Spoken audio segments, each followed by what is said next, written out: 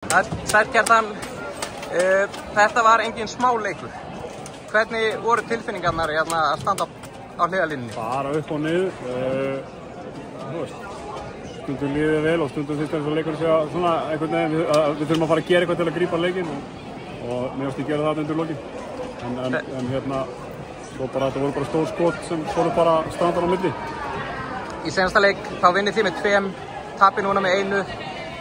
Þessi sería virðist alla bjóða bara upp á hvað sem er.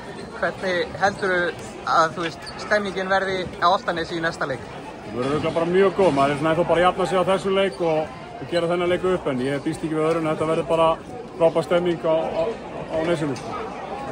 Þú missir mann út af í lokin. Hvernig fannst þér dómgæslan í dag? Varstu almennt sátt við hana? Ég held að bara þessu stíði þá, við þjálfarnir erum mjög við erum fullandi hlutdrægir og okkur finnst yfirleitt halla á okkar lið. En ég er svo sem bara að horfa á leikinn aftur, maður er ekki kannski besta sjónarhorninu hér til að tjá sig um það, en það er bara, það er eins og það er, bara partur af þessu. En það er náttúrulega hellingur jákvæmt sem þið getið tekið út úr þessu leik. Geturðu farið yfir það með mér? Já, bara hvernig við komum tilbaka undir lokin og svona, þetta var bara hörkuleikur. Þannig að við bara nú setjumst bara yfir þennan leik og förum að greina. Takk fyrir Kjartan, gangið vel. Takk.